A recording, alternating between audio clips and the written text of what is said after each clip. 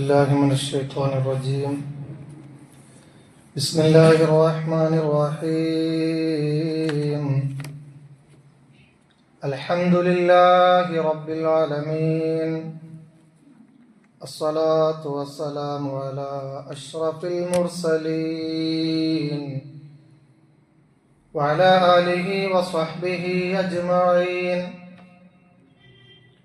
بسم الله الرحمن الرحيم. ولا تحسبن الله غافلا عما يعمل الظالمون إنما يؤخرهم ليوم تشخص فيه الأبصار.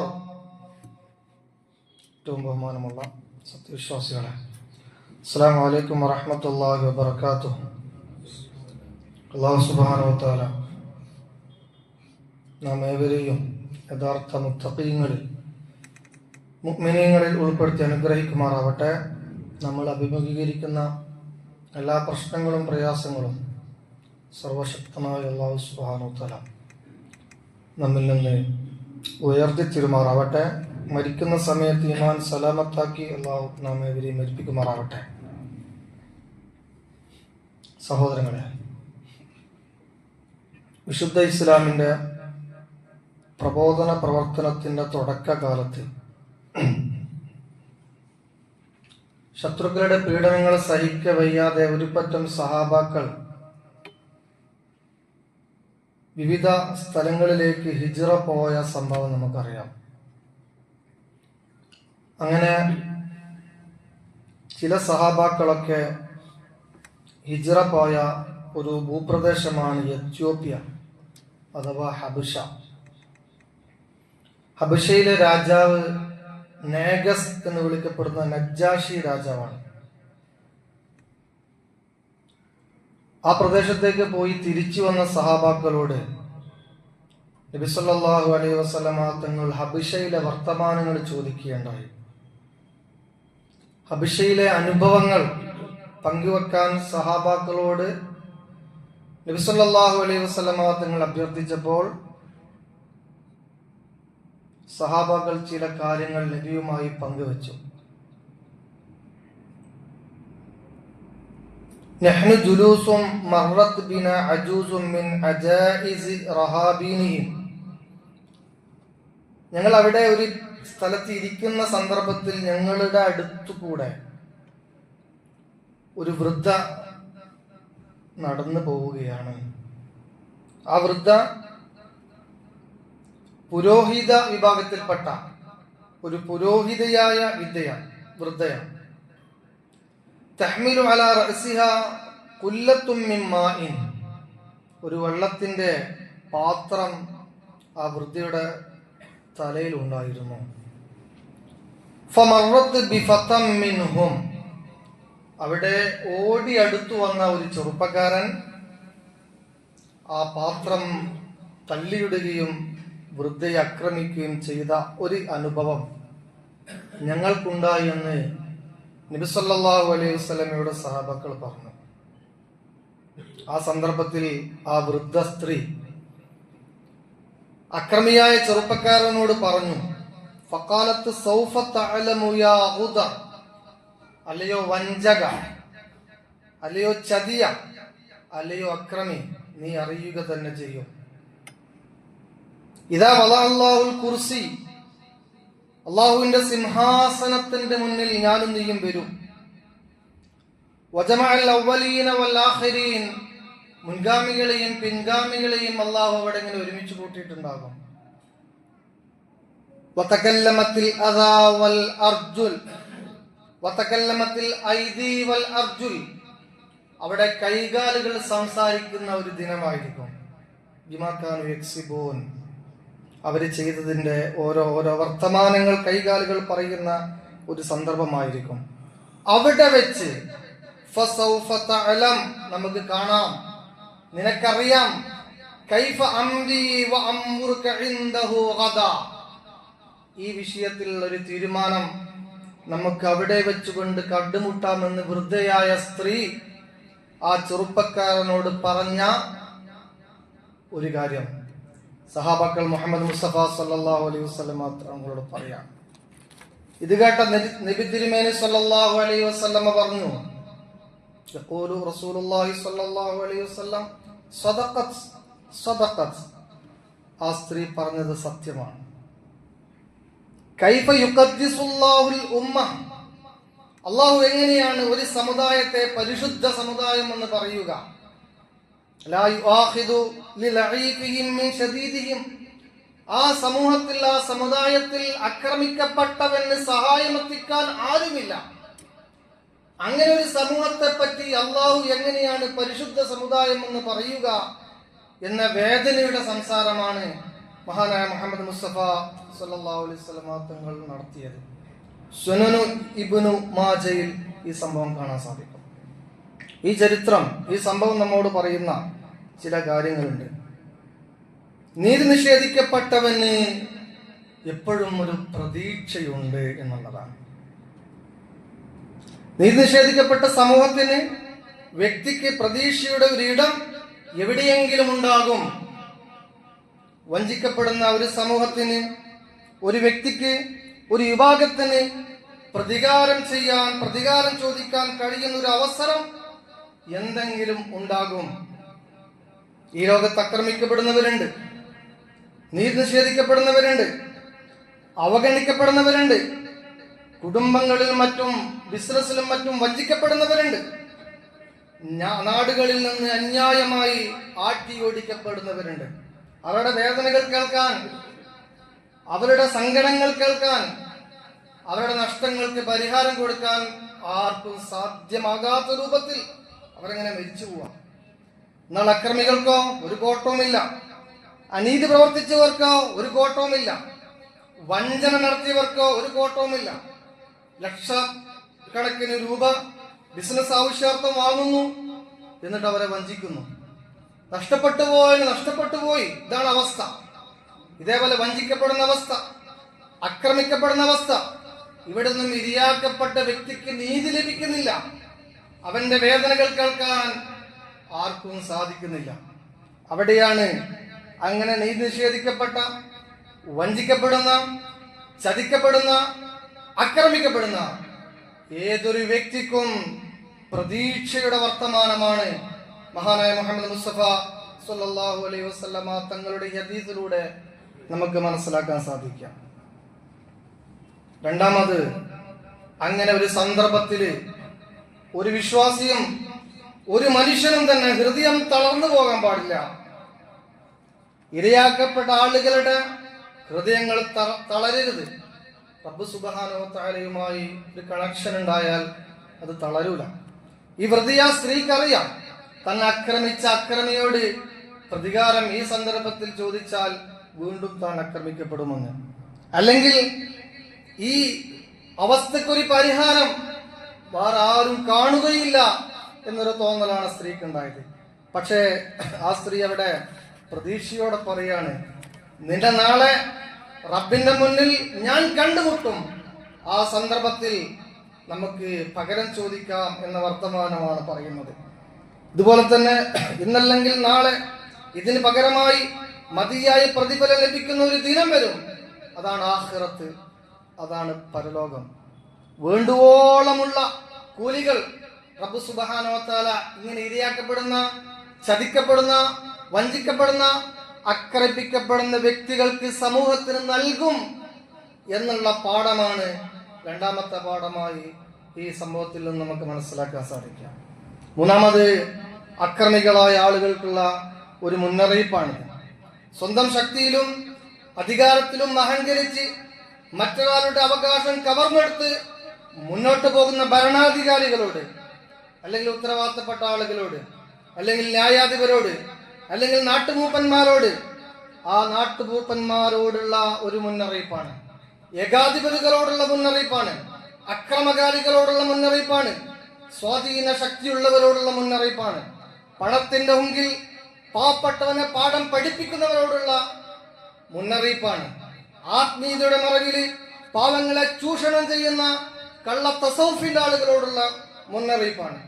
ആത്മീയതയുടെ മറവിൽ പാവപ്പെട്ട പെൺകുട്ടികളുടെ മാനം പിച്ചു ചീന്തുന്ന ആത്മാചൂഷകരായ ആളുകളോടുള്ള മുന്നറിയിപ്പാണ്. നിങ്ങൾ ചെയ്യുന്ന ചതിക്ക്, നിങ്ങൾ ചെയ്യുന്ന വഞ്ചനക്ക്, നിങ്ങൾ ചെയ്യുന്ന തട്ടിപ്പുകൾക്ക് എല്ലാം തന്നെ ഒരു ദിനം നിങ്ങളെ കാത്തിരിക്കുന്നുണ്ട്. ആ ദിവസം ഒരു കാരണവശാൽ നിങ്ങൾക്ക് ന്യായം പറയാൻ കഴിയില്ല. നിങ്ങൾ ആരെയാണോ വഞ്ചിച്ചത്, നിങ്ങൾ ആരെയാണോ പറ്റിച്ചത്, അവർക്കുള്ള അവകാശം അന്ന് വെച്ചു കൊടുക്കേണ്ടി വരും. അല്ലെങ്കിൽ നിങ്ങൾ റബ്ബിന്റെ മുന്നിൽ കൃത്യമായി മറുപടി പറയേണ്ടി വരുമെന്ന മുന്നറിയിപ്പാണ് മഹാനായ മുഹമ്മദ് മുസ്തഫ സല്ലല്ലാഹു അലൈഹി വസല്ലമ ഈ സംഭവത്തിലൂടെ പഠിപ്പിക്കുന്നത്. ഫസൗഫ തഅലമു കൈഫ അംദി വഅംദി ഇൻദഹു ഗദ. നാളെ എന്റെയും നിന്റെയും കാര്യം റബ്ബിന്റെ മുന്നിൽ വെക്കുന്ന സമയത്ത് നമുക്ക് അവിടെ വെച്ചുകൊണ്ട് ആലോചിക്കാം എന്ന് പറഞ്ഞ ആ വൃദ്ധ സ്ത്രീയുടെ വേദന നിറഞ്ഞ വാക്കുകൾ അതാണ് നമ്മെ പഠിപ്പിക്കുന്നത്. ഇവിടെ നമ്മൾ ആലോചിക്കേണ്ട സംഗതി അക്രമം പാടില്ല എന്ന വളരെ കൃത്യമായൊരു സന്ദേശം കൂടി മഹാനായ മുഹമ്മദ് മുസ്തഫ സല്ലല്ലാഹു അലൈഹി വസല്ലം തങ്ങൾ ഇതിലൂടെ പഠിപ്പിക്കുന്നുണ്ട്. അഥവാ പാവപ്പെട്ട ഒരു സ്ത്രീയെ മറ്റൊരു ചെറുപ്പക്കാരൻ, യുവാവായ ചെറുപ്പക്കാരൻ വന്ന് ആക്രമിക്കുന്നത് അത് നീതീകരിക്കാൻ കഴിയാത്ത കാര്യമാണ്, മനസാക്ഷിക്ക് യോജിക്കാൻ കഴിയാത്ത കാര്യമാണ്. അത്തരം ആളുകൾ ശിക്ഷിക്കപ്പെടേണ്ടത് തന്നെയാണ് എന്ന ഒരു ബോധമാണ് മഹാനായ മുഹമ്മദ് മുസ്തഫ സല്ലല്ലാഹു അലൈഹി വസല്ലം തങ്ങൾ പകർന്നു കൊടുക്കുന്നത്. ഇതിന്റെ പശ്ചാത്തലത്തിലാണ് നബി സല്ലല്ലാഹു അലൈഹി വസല്ലം തങ്ങളുടെ മറ്റൊരു ഹദീസ് ഉള്ളത്. അന്നൻ നബി സല്ലല്ലാഹു അലൈഹി വസല്ലം ബഅസ മുആദൻ ഇലൽ യമൻ. ഈ മുആദ് റളിയല്ലാഹു അൻഹു ഈ ഔഷാർത്ഥം ഇസ്ലാമിക ദഅവത്തിന് വേണ്ടി യമനിലേക്ക് പറഞ്ഞയക്കുകയാണ്. തുടക്ക കാലഘട്ടത്തിൽ അങ്ങനെയാണ്. എത്യോപ്യയിലേക്ക് ആളുകൾ പോകുന്നു, യമനിലേക്ക് ആളുകൾ പോകുന്നു, വിവിധങ്ങളായ പ്രദേശങ്ങളിലേക്ക് ഇസ്ലാമിന്റെ പ്രബോധന പ്രവർത്തനങ്ങളുമായി ആളുകൾ പോവുകയാണ്. അധിക പ്രദേശങ്ങളിലും അക്രമമാണ്, അധിക പ്രദേശങ്ങളിലും ഏകാധിപത്യമാണ്, അധിക പ്രദേശങ്ങളിലും അനീതിയാണ്, അധിക പ്രദേശങ്ങളിലും അന്ധവിശ്വാസമാണ്. അതുകൊണ്ട് തന്നെ മുആദിനെ യമനിലേക്ക് പറഞ്ഞേക്കുമ്പോ നബി സല്ലല്ലാഹു അലൈഹി വസല്ലം തങ്ങൾ മുആദിനോട് പറഞ്ഞൊരു വാക്കുണ്ട്, ഇത്തഖി ദഅവത്തുൽ മദ്ലൂം. നീ അക്രമിയുടെ പ്രാർത്ഥന സൂക്ഷിക്കണം. ആലോചിച്ചു നോക്കൂ, അക്രമിക്കപ്പെടുന്നവന്റെ പ്രാർത്ഥന നീ സൂക്ഷിക്കണം. ഫഇന്നഹാ ലൈസ ബൈനഹാ വബൈനല്ലാഹി ഹിജാബ്. അവന്റെ പ്രാർത്ഥനയുടെയും അള്ളാഹുവിന്റെയും ഇടയിൽ മറ്റൊരു മറയില്ല കേട്ടോ. എന്ന് വെച്ചാൽ ആക്രമിക്കപ്പെടുന്ന വ്യക്തി അത് മുസ്ലിമാണെങ്കിലും കൊള്ളാം, അമുസ്ലിമാണെങ്കിലും കൊള്ളാം, സ്ത്രീയാണെങ്കിലും പുരുഷനാണെങ്കിലും ആരാലും കൊള്ളാം, അവൻ ആക്രമിക്കപ്പെട്ടവനാണോ അവന്റെ പ്രാർത്ഥനയ്ക്ക് അള്ളാഹുമായിട്ട് വല്ലാത്തൊരു ബന്ധമുണ്ട്. ആ പ്രാർത്ഥനയുടെയും അള്ളാഹുവിന്റെയും ഇടയിൽ മറയില്ല എന്നാണ് നബി സല്ലല്ലാഹു അലൈഹി വസല്ലം തങ്ങൾ പറഞ്ഞത്. അഥവാ ഒരു മനുഷ്യനെയും ആക്രമിക്കാൻ പാടില്ല. അത് വ്യക്തി ആക്രമിക്കുക എന്നുള്ള മാത്രമല്ല, അക്രമം എന്നൊരു പ്രവർത്തനമേ ഒരു വിഷയത്തിലും ഉണ്ടാകാൻ പാടില്ല. ഒരു കാര്യം അതിന്റെ സ്ഥാനത്തല്ലാത്ത മറ്റൊരു സ്ഥാനത്ത് വെക്കലാണ്, ഉചിതമല്ലാത്ത ഇടങ്ങളിൽ വെക്കലാണ് അക്രമം എന്നാണ് അക്രമത്തിന്റെ തഅരീഫ്. അതുകൊണ്ട് തന്നെയാണ് ഫിഖ്ഹിന്റെ ഗ്രന്ഥങ്ങളിൽ കാണാൻ സാധിക്കും, ഞാൻ നിസ്കരിക്കുന്ന ആളാണ്, നിസ്കരിക്കുന്ന ഞാന് മറ്റൊരുത്തിന്റെ വസ്ത്രം പിടിച്ചു പറിച്ച് ആ വസ്ത്രം കൊണ്ട് നിസ്കരിച്ചാൽ എന്റെ നിസ്കാരം സഹിയല്ല. ഞാൻ നിസ്കരിക്കുന്ന വ്യക്തിയാണ്, മറ്റൊരാളുടെ ഭൂമി പിടിച്ചു പറിച്ച് കൈയടക്കി ആ ഭൂമി ഞാൻ നിസ്കരിച്ചാൽ ആ നിസ്കാരം ശരിയല്ല.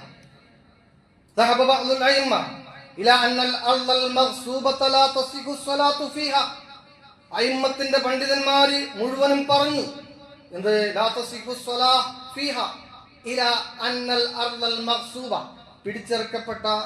പിടിച്ചു പറിക്കപ്പെട്ട അന്യാധീനം ചെയ്യപ്പെട്ട ഭൂമിയിൽ വെച്ചുകൊണ്ട് നിസ്കരിച്ചാൽ ആ നിസ്കാരം ബാത്തിലാണ്. ആ നിസ്കാരം ശരിയാകണോ മറ്റൊരു സ്ഥലത്ത് പോയിട്ട് നിസ്കരിക്കണം. ഇതാണ് ഇസ്ലാമിന്റെ കാഴ്ചപ്പാട്.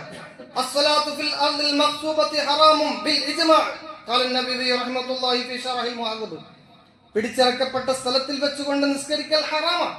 ഇതാണ് ഇസ്ലാമിന്റെ തിയറി. നിസ്കരിക്കുന്ന വസ്ത്രം, സ്ഥലം എല്ലാം പരിശുദ്ധമായിരിക്കണം. നിസ്കരിക്കുന്ന സ്ഥലം പിടിച്ചെടുത്ത് അവിടെ പള്ളി വെച്ചു എന്നൊക്കെ മുസ്ലിം സമുദായത്തിനെ പറ്റി ആരെങ്കിലും പറഞ്ഞാൽ, ഇസ്ലാമിക തിയറി വിശ്വസിക്കുന്ന, ഇസ്ലാമിക സിദ്ധാന്തം പഠിച്ച ഒരാളും അത് സമ്മതിച്ച് തരില്ല. എന്നാൽ ഇന്ത്യന്റെ അവസ്ഥ എന്താണ്? ഇന്ത്യയിലെ പല പള്ളികളും വിശുദ്ധമായി ഒരു സമൂഹം കരുതുന്ന ക്ഷേത്രങ്ങൾ പൊളിച്ച് ഉണ്ടാക്കിയത് ആണ് എന്ന നുണ പ്രചരിപ്പിച്ചുകൊണ്ട് നിലവിലെ പള്ളികൾ തകർത്തുകൊണ്ടിരിക്കുന്ന പ്രവണതയാണ് നമ്മുടെ നാട്ടിൽ കണ്ടുകൊണ്ടിരിക്കുന്നത്. ഇതിന്റെ ഫലമായിട്ട് തന്നെയാണ് അനീതിയും അക്രമവും സംഹാര താണ്ഡവമാടി തകർപ്പെട്ട ബാബരി മസ്ജിദ്. ആ ബാബരി മസ്ജിദ് ഡിസംബർ 6 ആകുന്ന സന്ദർഭത്തിൽ നമുക്ക് മറക്കാൻ കഴിയില്ല. 1992 അക്രമകാരികളായ ഭീകരന്മാരായ ഒരു പറ്റം ആളുകൾ വന്നുകൊണ്ട് ആ മസ്ജിദിനെ തകർത്ത് തരിപ്പണമാക്കിയത് നമുക്കറിയാം. 32 വർഷമായി കൊടും ചതിയുടെയും വഞ്ചനയുടെയും നീതി നിഷേധത്തിന്റെയും നാളുവഴികൾ ഒരു നീറ്റലായി നമ്മുടെ മനസ്സിൽ ഇങ്ങനെ നിറഞ്ഞു നിൽക്കുകയാണ്. ഈ അനീതിയുടെ ബാബരിയുടെ കഥ, ഈ അനീതിയുടെ ബാബരിയുടെ ചരിത്രം വരുന്ന തലമുറകളിൽ നാം പറഞ്ഞു കൊടുത്തുകൊണ്ടേയിരിക്കണം എന്നുള്ളതാണ്. ഇനി ഒരു ബാബരി ഇവിടെ ആവർത്തിക്കാൻ പാടില്ല. കക്ഷി രാഷ്ട്രീയ വ്യത്യാസമില്ലാതെ നാം വിശ്വസിച്ചവരെല്ലാം തന്നെ നമ്മെ വഞ്ചിച്ച ചതിച്ച ഒരു ചരിത്രമാണ് ബാബരിയുടേത്. അധികാരികളും നിയമപാലകരും വേട്ടക്കാർക്കൊപ്പം നിലയുറപ്പിച്ചു എന്നുള്ളതാണ് ഈ ബാബരിയുടെ ഏറ്റവും വലിയ ദുരന്തം. അവസാന പ്രതീക്ഷയായ ജുഡീഷ്യറി പോലും നമ്മുടെ ഈ നീതിയുടെ പക്ഷം നിന്നില്ല എന്ന് നമുക്ക് പറയേണ്ടി വരികയാണ്. ഈ വിഷയത്തിൽ കോടതി നിരീക്ഷണവും വിധി തീർപ്പും എത്ര അപഹാസ്യമാണ് എന്ന് നമ്മളൊക്കെ കണ്ടതാണ്. അഥവാ ബാബരി മസ്ജിദ് ക്ഷേത്രം പൊളിച്ചു സ്ഥാപിക്കപ്പെട്ടതായി തെളിവുകൾ ഇല്ല എന്നാണ് ബഹുമാനപ്പെട്ട കോടതിയുടെ നിരീക്ഷണം. വിഗ്രഹം അനധികൃതമായി സ്ഥാപിക്കപ്പെട്ടു എന്നാണ് ബഹുമാനപ്പെട്ട കോടതി കണ്ടെത്തിയത്. അക്രമികൾ നിയമവിരുദ്ധമായ മാർഗത്തിലൂടെ പള്ളി തകർത്തു എന്നുള്ളതും സത്യമാണ്.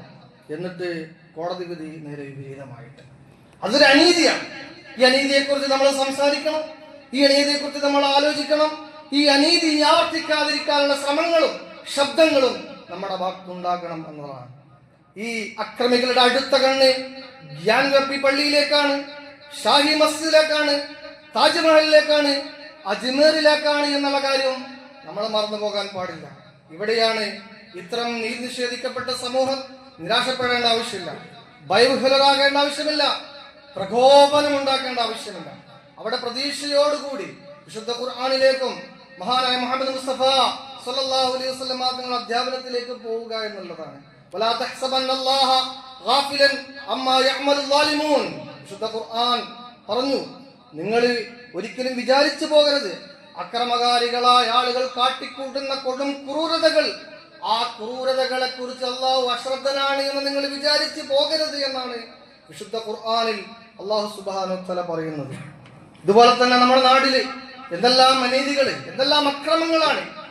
ഓരോ കാര്യങ്ങളിലും ഓരോ ആളുകളും ഇരകളാക്കപ്പെടുന്ന അവസ്ഥകളാണുള്ളത്. ബാബരി പള്ളിയുടെ പോലെ തന്നെ നിരവധി കുടുംബപരമായും സാമൂഹികപരമായും രാഷ്ട്രീയപരമായുമുള്ള ധാരാളം അനീതികൾ, സ്വന്തം സഹോദരങ്ങളുടെ അനന്തരാവകാശം ചതിയിലൂടെ കവർന്നെടുക്കുന്നവർ നമ്മളെ കൂട്ടത്തിൽ, നമ്മുടെ സമുദായത്തിലുണ്ട്. അതൊരു വഞ്ചനയാണ്. സ്ത്രീകളുടെ അഭിമാനത്തിന് വില പറയുന്ന, ആ വില നൽകാതെ പ്രേമം നടിച്ചുകൊണ്ട് അവരുടെ ചാരിത്രത്തെ കവർന്ന് തിന്ന ചതിയന്മാർ നമ്മുടെ കൂട്ടത്തിലുണ്ട്.